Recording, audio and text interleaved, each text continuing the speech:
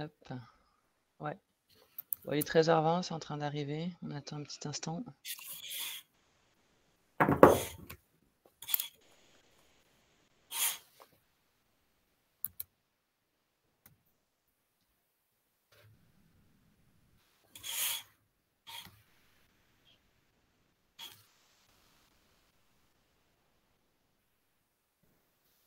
Bon, mais il y a plein de gens que je connais.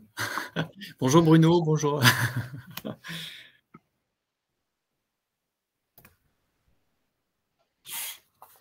J'avais prévu de vous rappeler d'ici un jour ou deux, Bastien.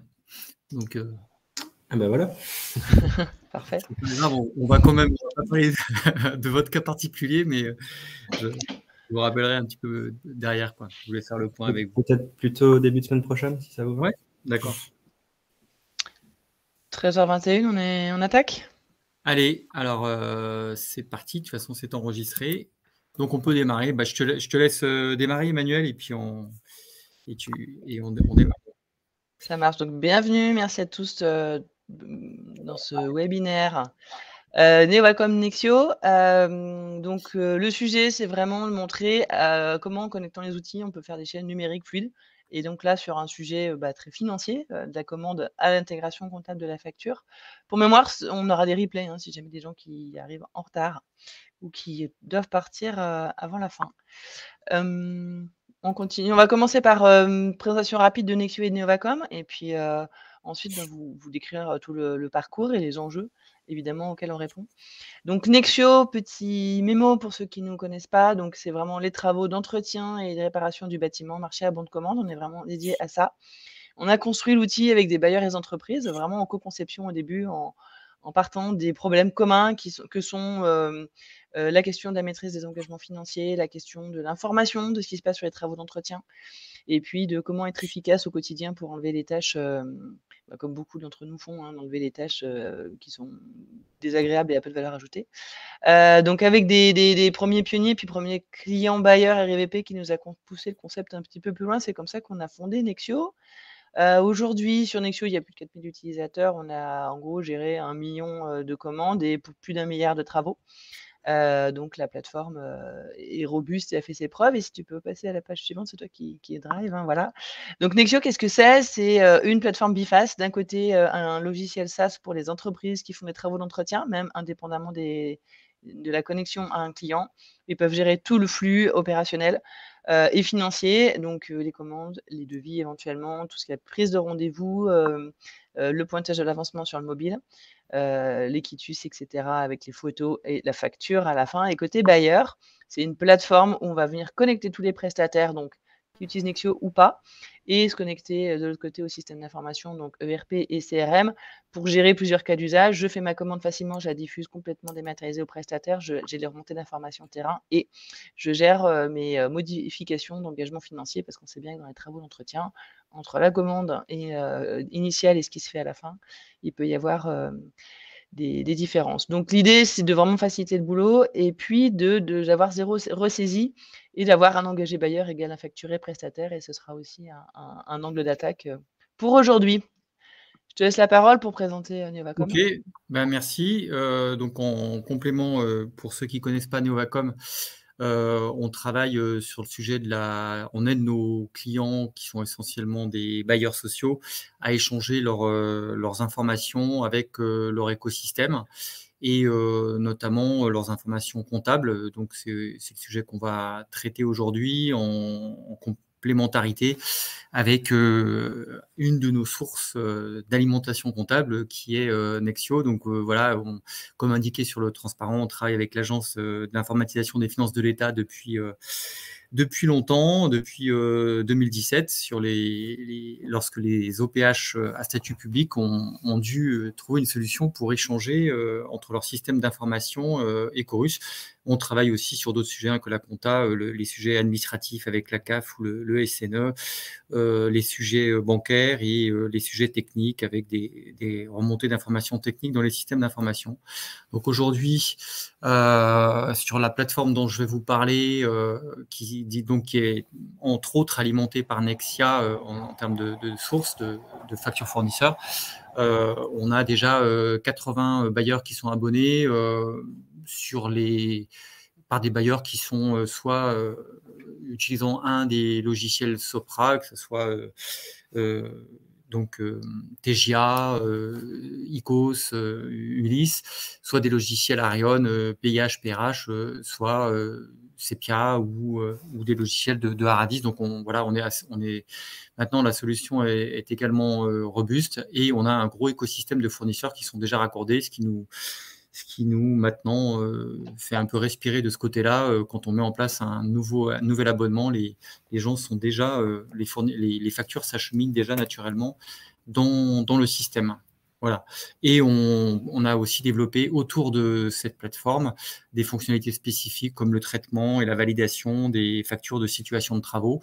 Et on a bien d'autres sujets dans les cartons en collaboration avec nos partenaires comme Sopra, par exemple, pour avoir plus d'interaction avec l'ERP métier et être capable de faire des comparaisons, des contrôles sur référentiel, des enrichissements de données qui après font que dans l'ERP, il y a des tâches qui se simplifient.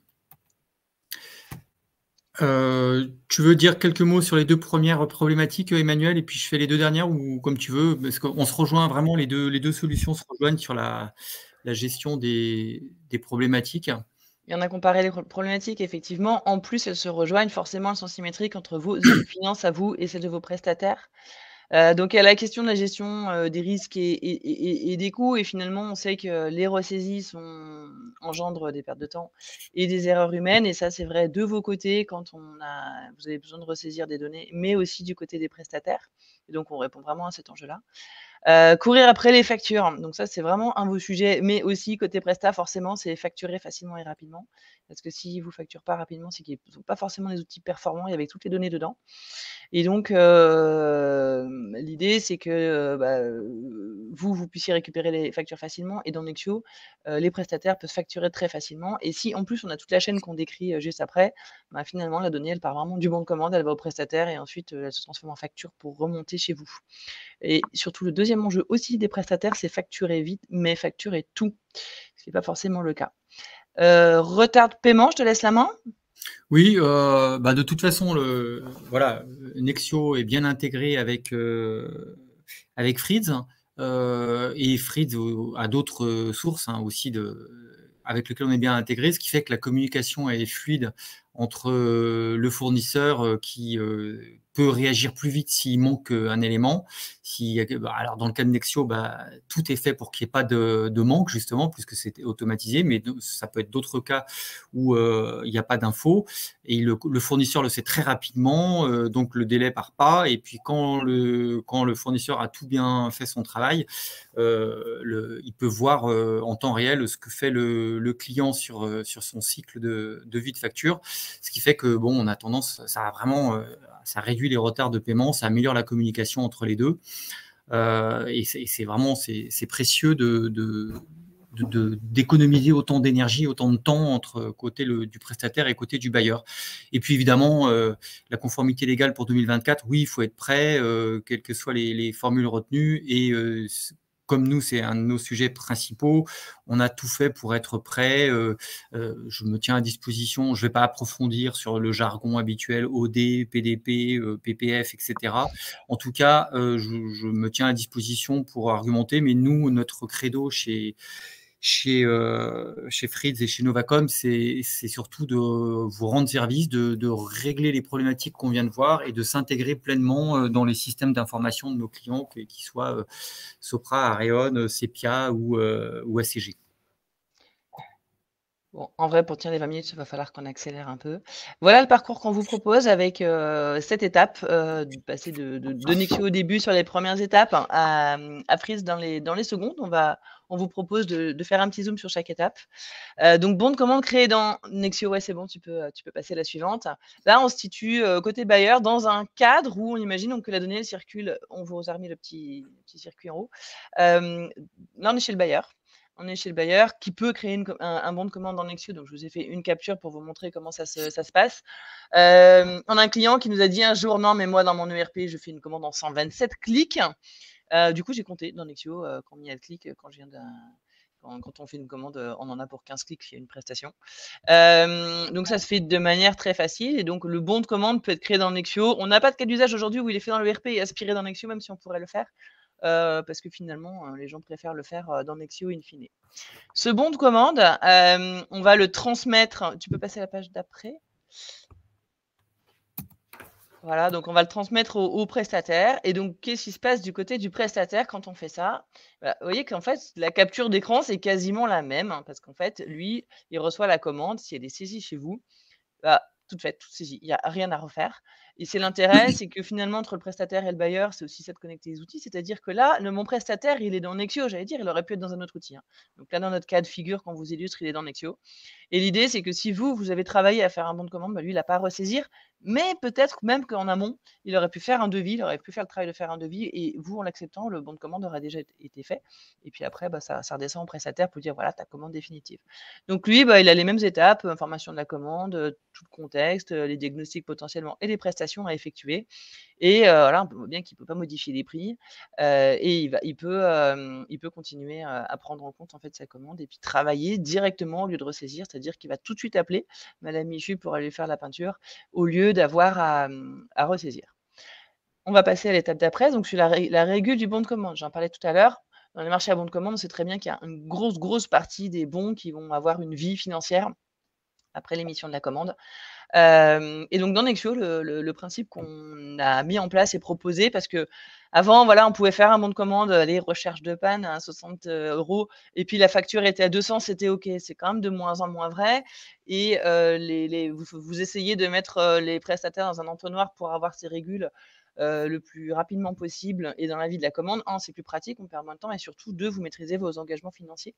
Donc nous, on a mis en place un circuit, là, on appelle ça un devis complémentaire, où le prestataire peut proposer un devis complémentaire à son bailleur, et quand les deux sont connectés, du coup, si le bailleur accepte son devis complémentaire, on va les mettre à jour l'engagement dans l'ERP.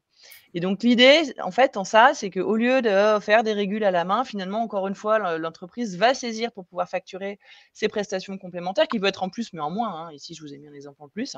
Ça peut être en moins. J'enlève une baignoire de 120 pour mettre une baignoire de 140 à la place, par exemple. Du coup, vous allez toujours avoir la même chose. Et ce qui fait qu'entre l'entreprise et le bailleur, dès que les travaux complémentaires sont acceptés, au centime près, on sait qu'on est bon.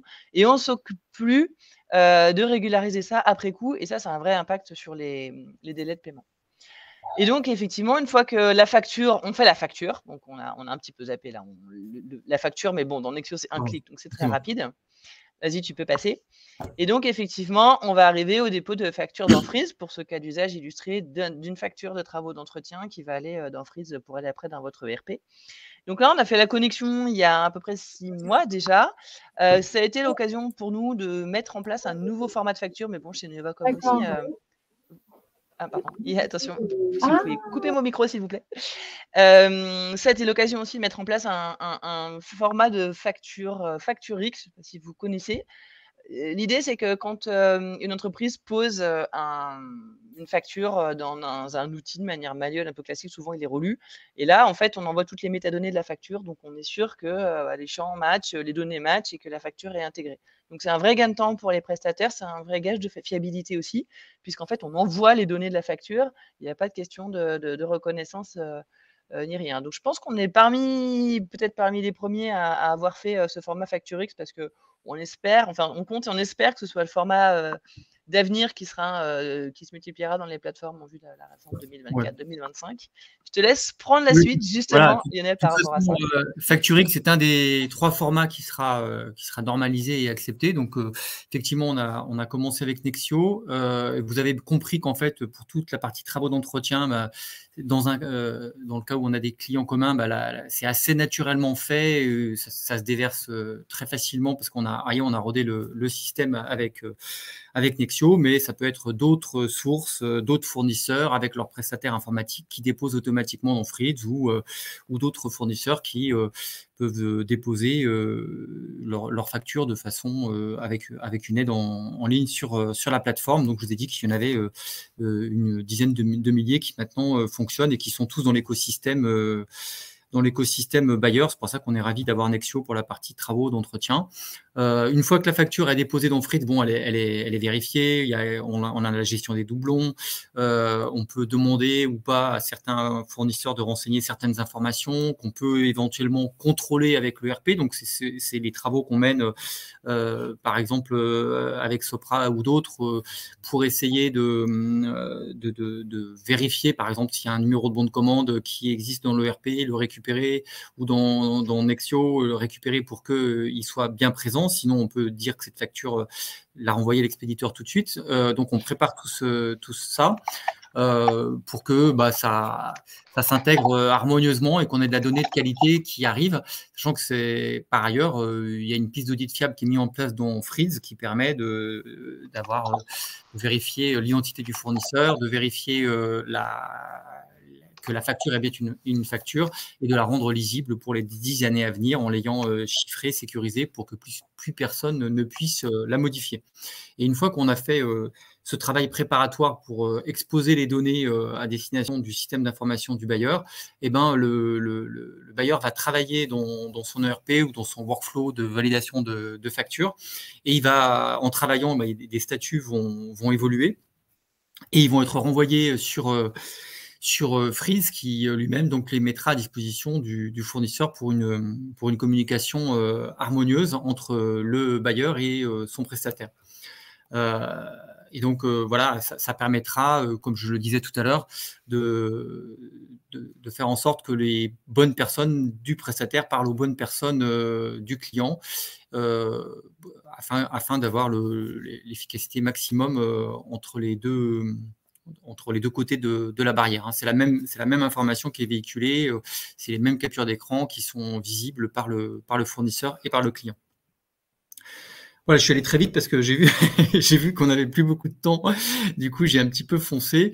Mais voilà, l'idée, c'est de vous dire tout ce qu'a préparé Nexio pour arriver dans Freeds, ça peut être préparé par d'autres aussi échos sur d'autres thèmes. Les factures d'électricité, par exemple, c'est évidemment pas Nexio qui nous remonte. Et donc, on a des spécificités bailleurs, comme on travaille sur les appels de fonds, on travaille sur les factures d'électricité qui nécessitent une intégration particulière d'un point de vue comptable. On travaille sur les factures de syndic pour ceux des bailleurs qui ont une activité syndic qui nécessite des traitements particuliers parce qu'il faut une information qui permet de rattacher la facture au bon patrimoine. Donc, on a l'habitude de travailler sur toutes les spécificités et puis les chantiers de demain, c'est d'interroger des bases comme celle de l'INSEE pour que le bailleur puisse faire son devoir de vigilance. C'est de travailler surtout sur les situations de travaux, qui est le gros chantier qu'on a livré là il y a peu, qui permet aux architectes de valider les situations déposées par les titulaires de marché pour ensuite une bonne intégration dans l'ERP. Donc voilà, on est sur un certain nombre de sujets qui vont autour de la base qui consiste à collecter, archiver, valider les factures, les mettre à disposition dans le bon format, gérer toutes ces échanges d'informations et en plus on rajoute un certain nombre de couches métiers vraiment spécifiques aux bailleurs. Je peux témoigner que la connexion est particulièrement aisée avec Freeds, ce qui n'est pas le cas d'autres plateformes comme Chorus, et y compris pour les prestataires quand ils doivent nous donner des identifiants de connexion. Ouais, maintenant c'est quelque chose qui marche bien entre Nexio et Innovacom, et c'est vrai que petit merci au passage à Nexio, parce que c'est vrai que Facturix c'était le premier avec qui on l'a fait, mais maintenant c'est un format qui se développe, donc il y a des gens qui déposent du Facturix désormais, pas seulement de l'UBL, pas seulement du C2I, pas seulement du PDF qui sera valable que jusqu'en 2017, mais également effectivement aussi du Facturix. Voilà, il nous reste peut-être 1 minute. Et ben, on a une question de Pierre. Donc, effectivement, le bon de commande, l'idée, c'est vraiment de le recréer automatiquement dans le ERP et pas de faire 0 ressaisie. Dès qu'on a du volume, c'est ce qu'on arrive à faire. Donc aujourd'hui, on n'a pas connecté tous les ERP parce que Nexio est encore une solution jeune et vous savez que les cycles de vente chez les bailleurs, surtout sur des sujets comme ça, sont très très longs. On écrit et on solde aussi parce que quand on écrit, on doit solder aussi des commandes. Aujourd'hui dans Ulysse, dans ICOS, on est en études très avancées avec PIH chez Areon. Et puis, chaque nouveau client, on a un cas d'usage potentiellement avec d'autres. On sait qu'on aura du TGA à faire, même si le cas d'usage n'est pas encore développé et déployé aujourd'hui. Et donc, oui, l'idée, c'est vraiment de tout automatiser. Est-ce qu'il y a d'autres questions? Et est-ce que ça répond à votre question? Je crois que de toute façon, vu l'organisation de la journée, c'est 13h40. 13h40, on va plier. De toute façon, il y a déjà un autre webinaire qui démarre. Donc, vous avez nos coordonnées qui étaient affichées. N'hésitez pas à nous recontacter. Et si on a vu les questions passer dans le chat, on va bien sûr y répondre à tous. Et merci de votre attention et bonne continuation de webinaire avec les autres webinaires. Bonne journée à tous. Ouais. Au revoir. Merci.